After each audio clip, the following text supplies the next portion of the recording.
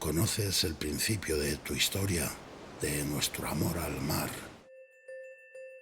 Nos pasamos los primeros 9 meses sumergidos en líquido amniótico. Por eso, cuando más perdido me sentía, debía volver donde todo empezó. Esta es la historia de cómo me encontré a mí mismo en 8 días.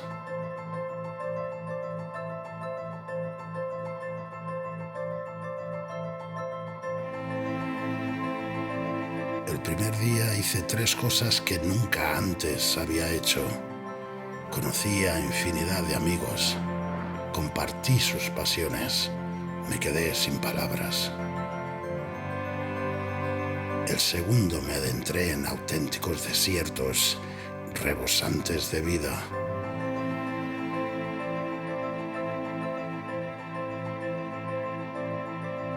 Escuché el silencio. El tercer día vi de forma diferente las estrellas. Volaba por el universo. Aprecié la luz del sol. El cuarto hubo lluvia, corriente y oleaje. Luché contra viento y marea. Viví lo aterrador del mar. Ese día decidí hacer un pacto de sal.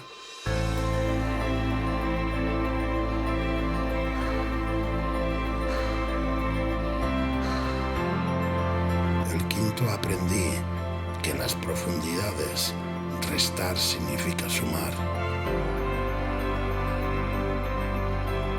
El sexto experimenté narcosis. Valió la pena. Supe que ahí afuera está la guerra y aquí adentro el miedo. Miedo a perder lo de aquí abajo. Todo esto es un regalo.